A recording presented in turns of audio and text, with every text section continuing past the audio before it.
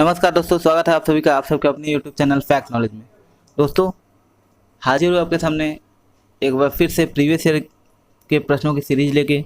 तो दोस्तों, आज हम लोग देखेंगे, जैसे कि आपको पता है कि हम लोग 2016 के प्रश्न, सितंबर वाला जो है 2016 का सितंबर का जो हुआ था पेपर, वो हम लोग देख रहे हैं पेपर 1 का।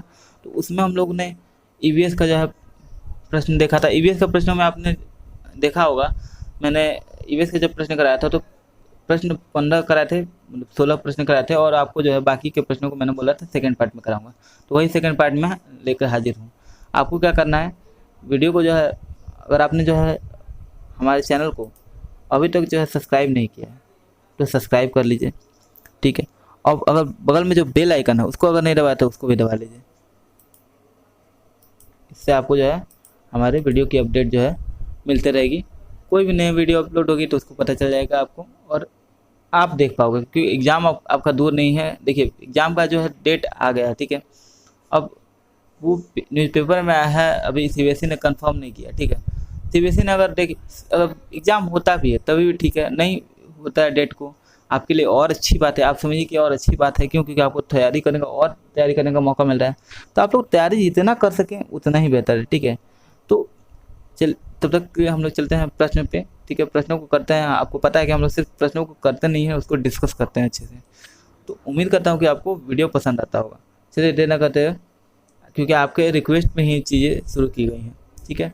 तो चलिए प्रश्नों पे चलते हैं डायरेक्ट। यहाँ तक हम लोगों ने प्रश्न किया था, ये प्रश्न सारे हम लोगों ने कर लिए थे। अब यहाँ से हम लोग को आगे करना था। और दिया कि नीचे दिए गए खेती करने के विवरण को भरिए, इस ढंग को पहचानिए। तो इसमें दिया है, एक फसल को काटने के पश्चात खेत को कुछ वर्षों के लिए खाली छोड़ दिया जाता है। मैं ज़रा जल्दी में पढ़ूंगा, आपको जब अगर या तो वीडियो पॉज करके पढ़ लीजिए, या फिर जब पीडीएफ मिलेगा आपको तो पीडीएफ में आप देख के पढ़ सकते हैं। तो उसमें कुछ भी नहीं उगाया जाता। इस भूमि में बांस या अन्य खरपतवार जो भी उगाता है उन्हें उखाड़ा नहीं जाता, काट कर जला दिया जाता है। यह राख भूमि को उर्वर बनाती है। यह भूमि खेती के लिए तैयार हो जाती है तो उसे हल्का सा खोदा जाता है। भूमि को जोता नहीं जाता, उस पर बीज छिड़क दिया जाता है। तो अब ये पूछ रहा है कि ये कौन सी खेती की तकनीक है। तो ऑप्शन देख लेते हैं हम लोग। झूम खेती, सीढ़ी नुमा खेती, सिंचाई खेती और सहकारी खेती।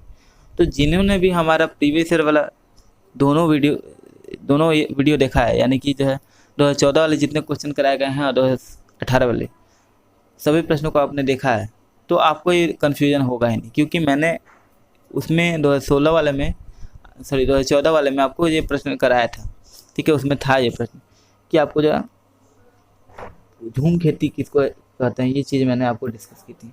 तो आप देख लीजिए, झूम खेती में क्या होता है, ये मतलब ट्रैवल करने वाला होता है कि एक जगह मान लीजिए उगा लिए, ठीक है। अब यहाँ पे भी मान लीजिए कि इसका आंसर क्या होगा। इसका आंसर हम लोग देख लेते हैं। इसका आंसर हो जाएगा हम लोग का ऑप्शन नंबर ए, जैसा कि आपको पता है कि झूम खेती होगा। अब देखिए, झूम खेती क्यों होगा, क्या किया जाता है झूम खेती में कि आपको जो फसल जो है एक फसल पे बार बार नहीं होगा, एक जमीन पर बार फसल नहीं उगाया जाता है, ठीक है। फसल को काटने के बाद से कुछ समय के लिए खाली जो छोड़ देता है, कुछ नहीं उगाया जाता है, और उसके बाद से दूसरी जगह खेती करते हैं। या फिर जंगलों को काट करके जला दिया जाता है, उसी राख में जो हम लोग जो है फसल रोप देते हैं। तो क्या किया जाता है, इसलिए जंगल खत्म होते जा रहे हैं। ये खेती जो है, खेती करने का तरीका, ये आजकल के समय में सही तरीका नहीं है। हालांकि अब जो है तरीका बदल गया। फसल को काटने के बजाय क्या किया जाता है, कुछ समय के लिए खाली छोड़ दिया जाता है, उसमें खुद ही खरपतवार उग जाता है, तो उसमें उसको जला दिया जाता है। फिर उसी राख में हल्का सा खोद के, मतलब जुताई नहीं किया जाता खेत की, आराम से खेत को जो क्या कहता है उसको जुताई किया जाता है वो नहीं करके हल्का सा खोद करके थोड़ा सा फसल डाल दिया, मतलब बीज डाल दिया जाता है, फसल हो जाता है। तो ये तरीका झूम खेती कहलाता है। अगर आपको जो है एनसीईआरटी में इसके बारे में डिस्कस किया गया है, और इससे प्रश्न बनते भी हैं, झूम खेती कहाँ किया जाता है, ये हर चीज़ किया जाता है। मुख्यतः ये जो है पूर्वी क्षेत्रों में, मैदानी भागों में जहाँ जंगल वगैरह पाए जाएंगे वहाँ किया जाता है। सीढ़ी नुमा खेती कहाँ किया जाता है, ये पूछ लेगा। सीढ़ी नुमा खेती आपको जो है पंजाब वगैरह के क्षेत्र में किया जाता है, पहाड़ी क्षेत्रों में किया जाता है, ठीक है। अगले प्रश्न में बढ़ेंगे। जब कोई सांप अपने वाद्य यंत्र यानी बीन को बजाता है तो सांप उसकी ध्वनि पर अपने सिर को इधर उधर घुमाता है। आपके विचार से सांप वाद्य यंत्र के प्रति अनुक्रिया कैसे कर रहा है। और बहुत सारे लोग कहते हैं कि सांप जो है बीन की आवाज़ सुन रहा है, ठीक है। तो ऑप्शन है हम लोग का उस वाद्य यंत्र को सुनकर, उस वाद्य यंत्र की ध्वनि को सुनकर। ऑप्शन सी वाद्य यंत्र की गति को देखकर। ऑप्शन डी उस वाद्य यंत्र कंपनियों के प्रति अनुक्रिया करके। तो इसका आंसर हो जाएगा हम लोग का ऑप्शन नंबर हमारा डी, यानी कि जो है उस वाद्य यंत्र के प्रति जो उस कंपन उत्पन्न हो रहा है उस पर अनुक्रिया करके। और यहाँ पे जो है यहाँ पे कई कई सीरियल बन जा रहे हैं कि जो है नाग जो है बीन सीरियल बन जाते हैं, मूवी बन जाते हैं। देखिए साइंस लॉजिक पर है, तो साइंस के लिए साइंस में फिक्शन की कोई जगह नहीं होती, ठीक है। साइंस फिक्शन मूवी भी अगर बनती है तो उसमें फिक्शन किया जाता है कि आगे जो है कल्पना किया जाता है कि साइंस ये चीज़ करेगा, ठीक है। उसमें हवाबाजी चीज़ें नहीं होती। और यहाँ मतलब बचपन से यही किया जाता है, ठीक है, कि सांप जो है बीन की ध्वनि जो है सुनता है, ये होता है। वो साउंड जब उसके कान ही नहीं होते तो सुनेगा कैसे? सीधी बात है, जब देखिए सांप अगर आप बीन बजाया जाता है तो उस पर जो कंपन होता है उसके प्रति रिएक्ट किया जाता है, क्योंकि आप देखते हैं कि सांप जो है जमीन पर रहता है तो उसको ऐसे ही उसका अनुकूलन है कि वो कंपनों को महसूस कर सकता है। आप बहुत से जीवों में ऐसा होता है, जैसे कि कुत्तों में आप देखते होंगे, कुत्ते जो है सूंघने की क्षमता ज़्यादा होती है और उनकी सुनने की गति भी हम लोग से ज़्यादा होती है। आप देखते हैं कि जो है हम लोग की सुनने की क्या है, हम लोग के 20 से जो है 20,000 हर्ट्ज जो है 20,000 जो है 20,000 हर्ट्ज तक हम लोग सुन सकते हैं, ठीक है। ये भी प्रश्न बन जाता है, ठीक है, कि हम लोग कितना 20 से जो है 20,000 हर्ट्ज तक हम लोग सुन सकते हैं। इसके ऊपर और इसके नीचे की जो है फ्रिक्वेंसी की ध्वनि हम लोग नहीं सुन सकते हैं। और बाकी जीव जो है सुन सकते हैं। अगला प्रश्न है, ये सारे पॉइंट में मैं आपको बताता हूँ, इससे प्रश्न बनते हैं, ठीक है, इसलिए मैं आपको बता रहा हूँ एक्स्ट्रा फैक्ट के रूप में। परिवार एक इकाई होता है जिसमें माता पिता और उनके 2 बच्चे होते हैं। यह कथन है ऑप्शन सही नहीं, क्योंकि परिवार जो है कई प्रकार के होते हैं तथा परिवार केवल एक ही प्रकार के वर्गीकरण में नहीं किया जा सकता। ऑप्शन बी सत्य है, क्योंकि यह किसी आदर्श परिवार का आकार है। ऑप्शन नंबर 3 है सत्य है, क्योंकि सभी परिवार इसी प्रकार के होते हैं। ऑप्शन नंबर डी सही नहीं है, क्योंकि इस कथन में स्पष्ट करना चाहिए कि बच्चे जैविक होते हैं। अब इसका आंसर क्या आ जाएगा? तो इसका आंसर आ जाएगा ऑप्शन नंबर हमारा ए, यानी कि जो है सही नहीं है, क्योंकि परिवार कई प्रकार के होते हैं और परिवार का केवल एक ही प्रकार में वर्गीकृत नहीं किया जा सकता है। यानी कि परिवार सही बात है, परिवार एक लिखा है, जैसे परिवार एक इकाई है जिसमें माँ पिता और उसके 2 बच्चे होते हैं।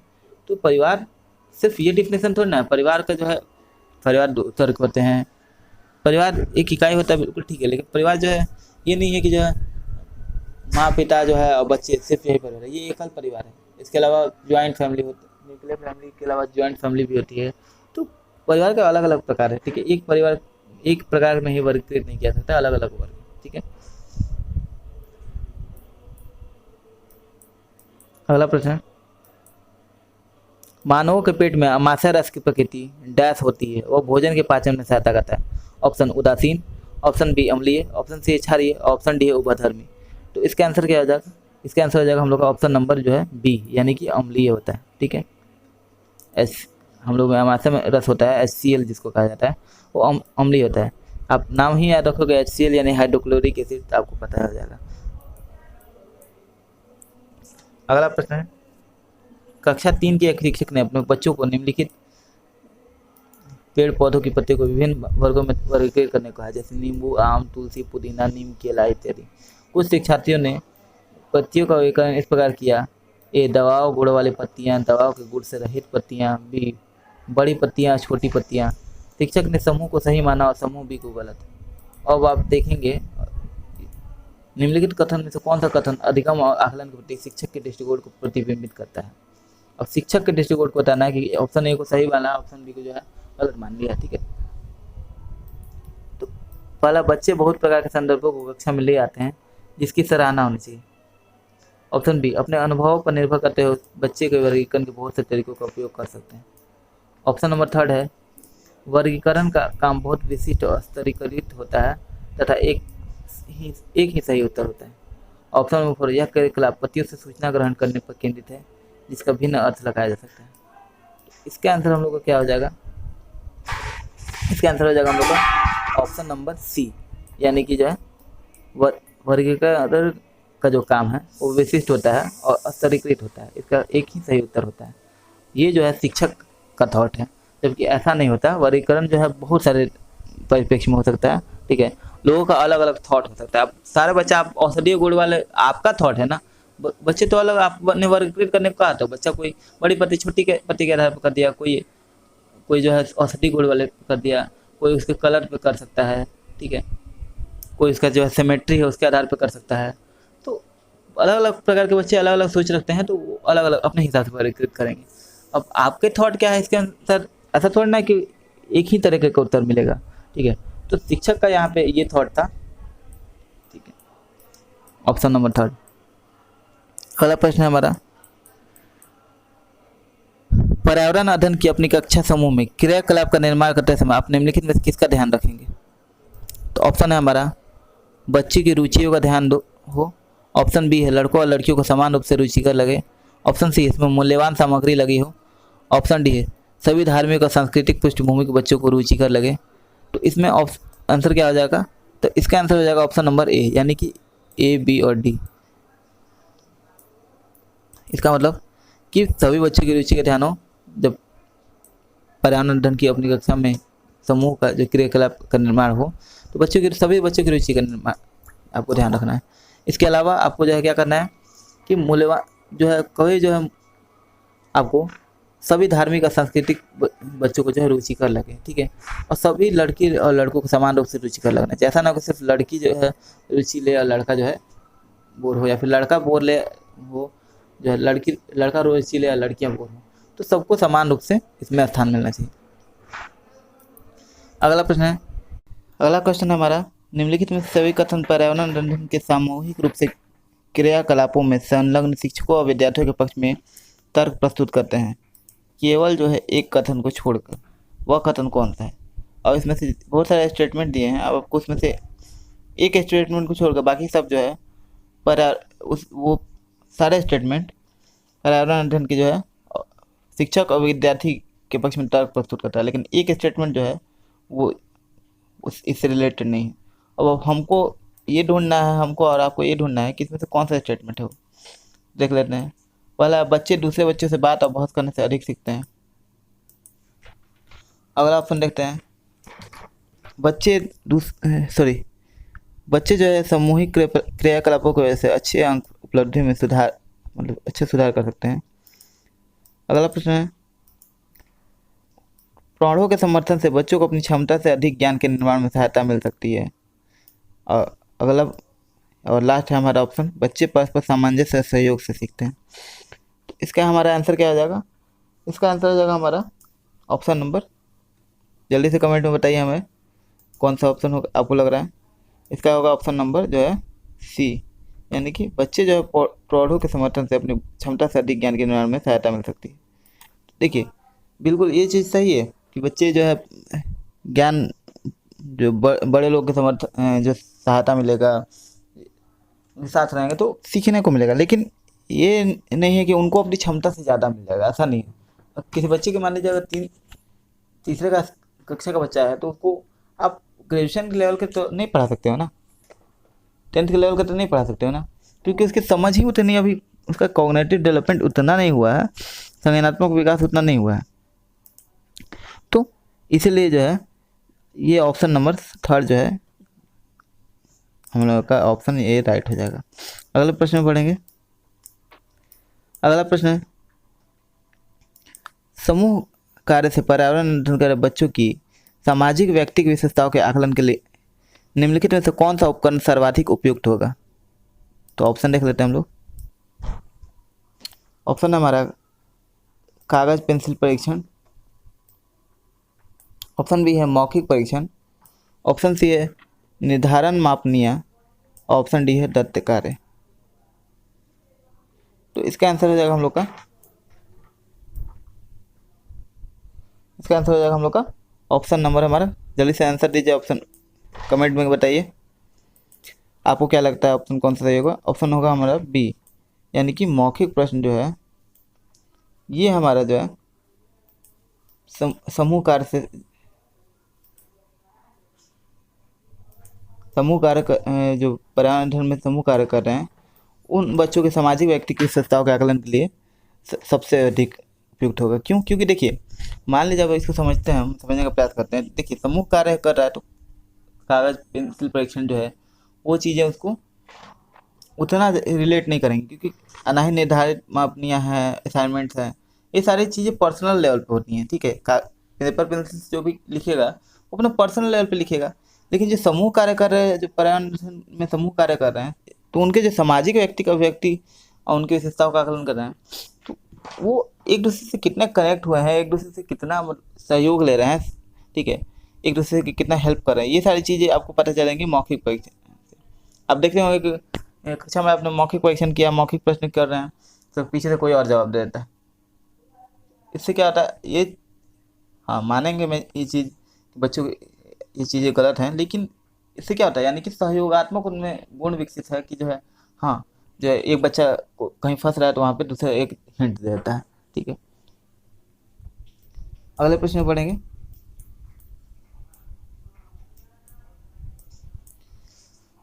अगला प्रश्न हमारा, नीचे पौधों के बारे में कुछ सहजानुभूत विचार दिए गए हैं, इनमें से कौन सा विचार वैज्ञानिक दृष्टिकोण से ठीक है? अब देखिए, यहाँ ठीक को जो है ज़्यादा हाईलाइट किया है, यानी कि ठीक वाला जो है आपको बताना है, बाकी सारे जो है गलत हैं। ठीक है, पौधे के बारे में जो नॉर्मल विचार है, ठीक है, कौन सा वैज्ञानिक दृष्टिकोण से ठीक है आपको ये बताना है। हमारा पहला ऑप्शन देख लेते हैं, बीज जो है किसी पौधे का हिस्सा नहीं है, ऐसा है क्या? ठीक है, बच्चों के ये विचार हैं, लेकिन आपको जो है बताना है कि बीज जो है पौधों का हिस्सा नहीं है। अगला ऑप्शन देखते हैं, गाजर और बंद गोभी पौधे नहीं है। ऑप्शन नंबर थर्ड है, घास जो है पौधा नहीं है। ऑप्शन डी, कुछ सब्जियां जो हैं वो फल होती हैं। तो इसमें से कौन सा वैज्ञानिक दृष्टिकोण से ठीक है? इसका हमारा आंसर हो जाएगा ऑप्शन नंबर हमारा डी, यानी कि जो है कुछ सब्जियां जो हैं वो फल होती हैं। ठीक है, सही बात है कि आपको पता है कुछ सब्जी जो होते हैं वो फल होते हैं, कुछ जो है जड़ होते हैं, कुछ कंद होते हैं, ठीक है, कुछ तना होते हैं, तो सारी चीज़ें अलग अलग हैं। तो इसमें ही है कुछ सब्जियां फल होती हैं, ये वैज्ञानिक दृष्टिकोण से ठीक है, ना कि ये कि बीज किसी पौधे का हिस्सा नहीं होते हैं, ऐसा तो है नहीं। और ना ही बंद गोभी और गाजर पौधे नहीं है पौधे हैं। ठीक है, पौधे का वो गाजर जो है वो जो है गाजर जो है जड़ है, और आप बाकी इस प्रकार के अलग अलग पौधे के अलग अलग पार्ट होते हैं। घास जो है पौधा नहीं, ऐसा तो नहीं है। ठीक है, ऐसा तो नहीं है कि जो घास पौधा नहीं है। तो वैज्ञानिक दृष्टिकोण से जो है करेक्ट आंसर होगा वो ऑप्शन नंबर 4 होगा। अगले प्रश्न में बढ़ते हैं। अगला प्रश्न हमारा अगला प्रश्न और 86 नंबर का प्रश्न, EVS 2016 पेपर का। और दोस्तों, आपको जो करेक्ट आंसर लगता है आप ज़रूर अपना आंसर कमेंट में बॉक्स में बताइए, ताकि कमेंट में बताते रहिएगा, आपका जो है चलता रहेगा। तो इससे क्या होगा कि हमको भी आपके पता चलेगा कि आपको क्या लगता है आंसर। ठीक है, आपकी कितनी तैयारी हो रही है, आपका टेस्ट भी हो जाएगा, खुद से सेल्फ असेसमेंट हो जाएगा आपका। ठीक है, और हमें भी पता चलेगा कि जहाँ कहाँ तक आपकी तैयारी चल रही है, उसके हिसाब से हम लोग और जो है देखेंगे कि हमारे पास जो समय है कितना है, और उसके हिसाब से हम ज़्यादा डिस्क्राइब करेंगे। फिर अगर आपको पता है आंसर सही है तो हम डिस्क्राइब थोड़ा कम करेंगे। ठीक है, जैसे आपको पता है कि डिस्क्राइब करने की वजह से वीडियो थोड़ी लंबी हो जाती है, इसलिए लेकिन ये भी आपके लिए ज़रूरी है, इसलिए हमें करना पड़ता है। तो प्रश्नों के उत्तर कमेंट बॉक्स में जरूर दीजिए। कक्षा 4 की एक शिक्षिका ने अपने विद्यार्थियों से कहा कि कुछ वयोवृद्ध लोगों से यह पूछिए कि जब वे जवान थे तो क्या उन्होंने कुछ पौधे ऐसे देखे थे जो आजकल नहीं दिखाई पड़ते हैं। उपयुक्त प्रश्न के पूछे जाने पर निम्नलिखित में से किस कौशल के आकलन की संभावना नहीं है? फिर देख लीजिए, नहीं, आपको जहाँ पे भी नहीं दिख जाए, ठीक है, आपको बहुत सावधान हो जाना है, क्योंकि 1 नंबर फ्री का होता है और यहीं से फ्री का नंबर आपके हाथ से चला जाता है। ठीक है, क्योंकि ये ऐसे प्रश्न बहुत ही आसान होते हैं, बस आपको देखना होता है कि जो है नहीं को अगर आप ध्यान में रखेंगे तो प्रश्न का आंसर आपको तुरंत पूछ जाएगा। किस कौशल के आकलन की संभावना नहीं है? तो देखिए, प्रश्न पूछना, अभिव्यक्ति, प्रयोग और चर्चा, इसमें से कौन सा नहीं होगा? तो इसमें से जो हमारा ऑप्शन नंबर जो है वो, इसमें से हमारा ऑप्शन नंबर आप देख रहे हैं, आप जल्दी से अपना कमेंट करके बताइए कौन सा सही होगा। इसमें से हमारा ऑप्शन नंबर थर्ड यानी कि जो है सी नंबर जो है प्रयोग, ये जो है हमारा राइट आंसर है। इसका जो है आकलन की संभावना नहीं है, क्योंकि देख रहे हैं प्रश्न पूछना है, मान लीजिए बच्चे जो है अपने पेरेंट्स से या फिर जो भी अपने दादा दादी अपने बड़ों से पूछेंगे, ठीक है, कि जो है कौन से पेड़ नहीं है आपके ज़माने में, लेकिन इससे क्या होगा, प्रश्न पूछ रहे हैं, प्रश्न पूछने की आकलन की संभावना तो होगी कि हाँ कैसे वो प्रश्न पूछने, अलग अलग बच्चे अपने हिसाब से पूछेंगे। फिर अभिव्यक्ति, अपने आप को कैसे रिप्रेजेंट कर रहे हैं, अभिव्यक्त कर रहे हैं, ठीक है। और चर्चा, इस पर बात होगा, वाद विवाद होगा, चर्चा होगा, तो ये सारी चीज़ें तो होंगी, लेकिन इसमें कहीं प्रयोग का ये नहीं है, ना ही वो प्रयोग करके दिखाएंगे ना ही प्रयोग करके देखेंगे, इसमें प्रयोग कौशल के आकलन की संभावना नहीं है। अगला प्रश्न हमारा, एक शिक्षक अपने प्रत्येक बच्चे को अपने घरों की रद्दी सामग्री से कुछ उपयोगी वस्तु बनाने को कहता है। शिक्षक का शैक्षिक अभिप्राय नहीं है, अब ये भी नहीं वाला है, यानी कि आपको शिक्षक जो है कुछ सामान अपने घर के वेस्ट मटेरियल जो है कुछ उपयोगी वस्तु बनाने को बोलता है, लेकिन जो है इस जो कार्य है ये शिक्षक करा रहा है, इसमें जो है यहाँ स्टेटमेंट दिया है, इसमें तो कौन सा कार्य जो है शैक्षिक अभिप्राय इसमें से नहीं है। तो यहाँ देखना है कक्षा के श्रेष्ठ विद्यार्थी के बारे में निर्णय करना। ऑप्शन नंबर बी है बच्चों में सृजनशीलता का विकास करना, यानी क्रिएटिविटी को देखना, उनका विकास करना। बच्चों को पुनः चक्रण, पुनः प्रयोग और रूपांतरण को समझने देता। ऑप्शन नंबर डी है कूड़े से बने श्रेष्ठ वस्तु की प्रदर्शनी आयोजित करना। तो इसका आंसर हो जाएगा, क्या हो जाएगा हम लोग का, इसका आंसर हो जाएगा, आप सबको आंसर एकदम पता चल ही गया होगा कि कक्षा के जो श्रेष्ठ विद्यार्थी हैं उनके बारे में निर्णय करना, ये हमारा नहीं होगा इसका आंसर, मतलब ये इसका आंसर हो जाएगा, यानी कि ये जो है शिक्षक का शैक्षिक अभिप्राय नहीं है, ठीक है।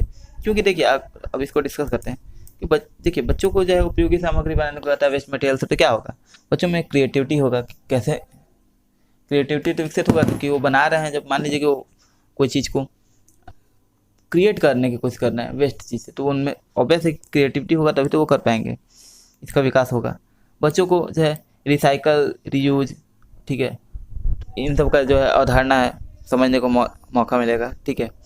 और कूड़े से बने श्रेष्ठ वस्तु की प्रदर्शनी भी आयोजित किया जा सकता है, लेकिन ये नहीं होगा कि जो है कक्षा के श्रेष्ठ विद्यार्थी का निर्णय करना, इसके लिए वो वेस्ट मटेरियल का जो है नहीं मदद लेंगे। वेस्ट मटेरियल से जो कार्य करा रहे हैं बच्चों से बनाने को कर रहे हैं, इसका कोई अभिप्राय ही नहीं बनता कि कक्षा के श्रेष्ठ विद्यार्थी का। देखिए जहाँ भी ऐसा टाइप का आए कि कक्षा के श्रेष्ठ विद्यार्थी का, या फिर बांटने वाला, या वर्गीकरण करने के या डिवाइड करने के बारे में कोई तरह का ऐसा ऑप्शन है, तो नहीं वाले प्रश्न में कौन सा नहीं होगा, ठीक है, तो वो एक्यूरेट हो जाता है, वो ऑप्शन सही हो जाता है। क्योंकि जैसे इसमें से कौन सा जो है अधिगम का उद्देश्य नहीं है, अब उसमें से आपको जो निगेटिव टाइप का होगा, जैसे सेग्रीगेट करना, वर्गीकरण करना, या फिर रट्टा लगवाना वगैरह, तो वो ऑप्शन जनरली सही हो जाता है मैक्सिमम टाइम। बाकी प्रश्न पर निर्भर करता है कि वो प्रश्न को कैसे घुमाया हुआ है। अगला प्रश्न है हमारा, निम्नलिखित प्रश्नों को पढ़िए। ऑप्शन, मैंने क्रियाकलाप की योजना कितनी अच्छी बनाई। ऑप्शन बी, मैंने योजना का अनुसरण कितना अच्छा किया। ऑप्शन सी, मेरी शक्तियाँ क्या थी। ऑप्शन डी, मुझे सचमुच जो है कठिन लगा। तो अब प्रश्न पढ़ लिया, अब दिया गया है, ऊपर दिए गए 4 प्रकार के प्रश्नों के उत्तर से होगा ऑप्शन शिक्षक द्वारा समग्र आकलन, ऑप्शन बी बच्चों का स्व आकलन, ऑप्शन सी शिक्षकों का स्व आकलन, ऑप्शन डी है बच्चों को और शिक्षक दोनों का स्व आकलन। तो क्या इससे होगा, तो इससे होगा हमारा ऑप्शन नंबर डी, यानी कि जो है बच्चों और शिक्षक दोनों का स्व आकलन होगा। यानी कि देखिए अगर वो मान लीजिए कि वो देख रहा है, ठीक है, मान लीजिए वो देख रहा है मैंने क्रियाकलाप की योजना कितनी अच्छी बनाई, तो वो बच्चा भी सोच सकता है, ठीक है, और शिक्षक भी सोच सकता है मेरी शक्तियाँ क्या थी, या मुझे सचमुच कठिन लगा। तो वो शिक्षण कराते समय भी सोच सकता है, और बच्चा भी सोच सकता है कि मैंने कार्य कर रहा था मैं, तो ये क्या मुझे सचमुच कठिन लगा। तो इससे बच्चों और शिक्षक दोनों का स्व आकलन होगा। कोई ऐसा विधि नहीं है, ये ऐसा प्रश्न नहीं है कि जो सिर्फ शिक्षक के लिए हो या बच्चों के लिए हो, दोनों के लिए है, ठीक है। तो हमारा इसका आंसर हो जाएगा ऑप्शन नंबर डी, ठीक है, ये आंसर हो जाएगा हमारा। अगले प्रश्न पढ़ेंगे। अगला प्रश्न है, पर्यावरण अध्ययन की पाठ्य पुस्तक में प्रयुक्त भाषा ऑप्शन तकनीकी और औपचारिक होनी चाहिए। तकनीकी और औपचारिक होनी चाहिए। ऑप्शन बी बच्चे की दिन प्रतिदिन की भाषा से संबंध होनी चाहिए, ठीक है। ऑप्शन सी रूखी और बच्चों के साथ समझने में कठिन होनी चाहिए। ऑप्शन डी परिभाषाओं पर बल देते हुए औपचारिक बनाई जानी चाहिए। तो इसका आंसर आपको आपको पता होगा, जैसे कि मैं हम हमेशा कराता हूँ, अभी पिछले प्रश्न में भी मैंने बताया था कि जहाँ भी रेक्टिफिकेशन या फिर परिभाषा याद करना ये सारी चीज़ें होंगी तो वो नहीं होगा। तो यहाँ पर जब पर्यावरण की पाठ्य पुस्तक में प्रयोग भाषा कैसी होनी चाहिए, तो ऑप्शन यहाँ सीधे सीधे यहाँ सामने दिख रहा है, ऑप्शन नंबर जो है बी की जो है बच्चों की दिन प्रतिदिन की भाषा से संबंध होनी चाहिए। जैसे कि मैंने पिछली जो क्वेश्चन कराया है पहले का, आपने अगर सारे वीडियो देखे हैं तो आपके जो है अभी तक इतनी आपकी तैयारी हो चुकी होगी कि आप ये सारे प्रश्न तो आपके लिए एकदम कहिए कि एकदम आसान होगा। ठीक है, तो ये सारे प्रश्न आपके लिए मुश्किल नहीं होंगे क्योंकि आपने इतने वीडियो मैंने ऑलरेडी प्रोवाइड किए हुए हैं और पूरा डिस्कशन के साथ किए हैं, ताकि जो है आपको परेशानी नहीं होगी। बच्चे की जो है देखिए पर्यावरण अध्ययन की पाठ्यपुस्तक में प्रयुक्त भाषा होगी, और अगर दिन प्रतिदिन की भाषा संबंध होगी तो क्या होगा, बच्चे जो है उसको रिलेट कर पाएंगे अपने दैनिक जीवन से। पर्यावरण अध्ययन क्या है, आसपास की चीज़ों से का अध्ययन। ठीक है, अपने यानी आसपास के जो चारों ओर जो आवरण है उसको जो है जिस चीज़ों से वो घिरे हैं उसका अध्ययन करना ही पर्यावरण है, पर्यावरण अध्ययन है।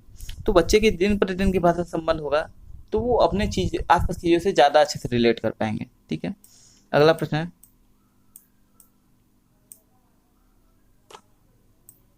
इसका आंसर आपको ऑप्शन नंबर बी। ठीक है, अगला प्रश्न पढ़ते हैं। हमारा लास्ट प्रश्न आज का कि एक शिक्षक जो है अपने बच्चों के अपने विद्यार्थियों को विभिन्न पशुओं के जो है चित्र देता है, उन पशुओं पर रंग भरने को कहता है जो हमारे घरों में नहीं रहते। इस क्रियाकलाप का उद्देश्य है, अब बताइए कि इस क्रियाकलाप का क्या उद्देश्य है। ऑप्शन सृजनात्मकता का विकास करना, ऑप्शन बी अवलोकन का विकास करना, ऑप्शन सी वर्गीकरण कौशल का विकास करना, ऑप्शन डी डाटा संग्रह का विकास करना। तो इसका आंसर हम लोग का हो जाएगा ऑप्शन नंबर हमारा ऑप्शन नंबर बी, यानी अवलोकन का विकास करना। अब देखिए कैसे ये समझते हैं, ये समझने का प्रयास करते हैं कि कैसे। देखिए जब बच्चा मान लीजिए जो शिक्षक देता है विभिन्न पशुओं को जो है रंग भरने के लिए उनके चित्र देता है, ठीक है, तो वो पशु का चित्र देता है जो हमारे घर में नहीं रहते, जैसे गाय भैंस बकरी वगैरह का नहीं देता है। ठीक है, वो देता है मान लीजिए शेर दे दिया, ठीक है, या फिर जो है हिरन दे दिया, जिराफ दे दिया, ऐसे दे दिया, तो उनका जो है वो रंग भरेगा तो उनका अवलोकन कर रहा है। मान लीजिए कुछ वीडियो देखता है या फिर मीडिया के माध्यम से शिक्षक जो है कुछ दिखाता है, फिल्म वगैरह, एजुकेशनल फिल्म वगैरह, या बहुत सारी चीज़ें जो है चीज़ों से देखता है वो, तो शेर या फिर चिड़ियाघर वगैरह में डायरेक्ट ले जा करके दिखाया गया हो, तो वो चीज़ें जब देख रहा है तो वो अवलोकन कितना किया है उसका, ठीक है, कितना उसने अवलोकन किया है कि वो कैसा कलर होगा, कैसा जो है कहाँ पे क्या शेड होता है, कैसा कलर होता है, किस जानवर को कैसा कलर होगा, कैसा रंग होता है, तो चीज़ें वो देखने को उसको अगर उसने अवलोकन किया है तभी वो उस चीज़ों उस कार्यकलाप को कर पाएगा। ठीक है, तो अवलोकन कौशल का विकास करना, ये जो है अवलोकन जो है कितना किया है ये चीज़ परखना और अवलोकन कौशल का विकास करना इसका जो है लक्ष्य है इस क्रियाविधि का। तो इसी के साथ हमारा जो है ईवीएस का जो है प्रश्नों की श्रृंखला समाप्त होती है। 2016 का जो है ईवीएस के जो प्रश्न हमने सारे देख लिए हैं। ठीक है, उम्मीद करता हूँ कि वीडियो आपको पसंद आया होगा। वीडियो पसंद आया हो तो वीडियो को लाइक कीजिए, चैनल पर नए हैं अगर तो चैनल को सब्सक्राइब कीजिए, और अपने दोस्तों अपने मित्रों के साथ या अपने वेल विशर के साथ इस वीडियो को जरूर साझा कीजिए। जो भी सीटेट या फिर किसी भी टीचिंग एग्जाम की तैयारी कर रहे हो वो वीडियो को देखेंगे, उन्हें अवश्य लाभ होगा। उम्मीद करता हूँ आप वीडियो को शेयर जरूर करेंगे। वीडियो पसंद आ रहा हो तो लाइक कर दीजिएगा, और कमेंट में अपने सारे जो भी परेशानी हो वो या फिर कुछ आपका सजेशन हो वो मुझे कमेंट करके जरूर बताइएगा। मिलते हैं अगले वीडियो में, तब तक के लिए इजाज़त दीजिए। नमस्कार, जय हिंद, वंदे मातरम।